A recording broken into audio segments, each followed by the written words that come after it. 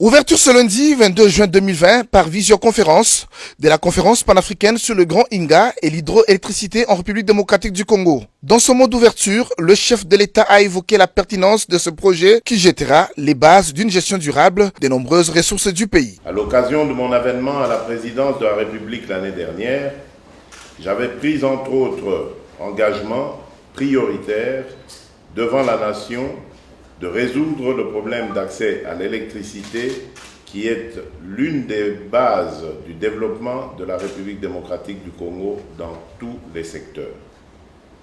En effet, l'énergie est la pierre angulaire de toute société humaine. Elle est le passeport de la transformation économique et l'un des piliers des services de l'éducation et de la santé. On ne le dira jamais assez, l'accès à l'électricité est au cœur de tous nos enjeux économiques, sociaux et environnementaux, car aucun développement n'est possible sans énergie. L'exploitation du potentiel hydroélectrique du site d'Inga constitue pour la RDC une opportunité pour augmenter l'accès à l'électricité de la population rurale et urbaine et fournir une énergie durable à bon marché pour le développement industriel du pays et de l'Afrique, révèle ici le chef de l'État. Avec ce potentiel, en sus de la couverture de ses propres besoins, la République démocratique du Congo peut satisfaire une part importante, jusqu'à 40%, de la demande en électricité de l'Afrique à un prix compétitif et de manière pérenne.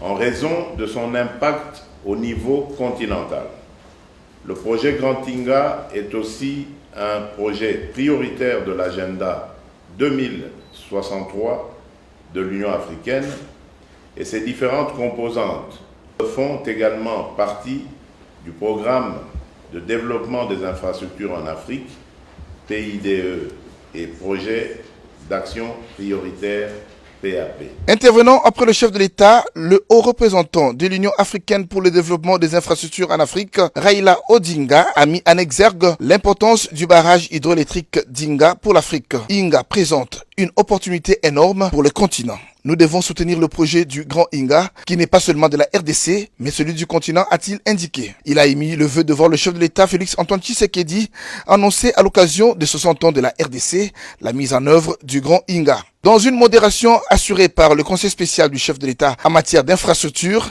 Alexandre Kayembe, plusieurs intervenants ont tour à tour circonscrit les attentes de la conférence panafricaine sur le projet Grand Inga et l'hydroélectricité en RDC. Wang Yu de China Tree George International a remercié le chef de l'État de la confiance accordée à la coopération chinoise. Il a en outre planché sur les potentialités du consortium chinois qui s'attelle aujourd'hui à la phase de construction de l'usine hydroélectrique du Grand Inga. Cette conférence se déroule en deux parties, à savoir la conférence technique virtuelle des experts que vient de lancer le chef de l'État du 22 au 29 juin et la conférence des chefs d'État africains qui aura lieu en septembre en fonction de l'évolution de la pandémie de la Covid-19.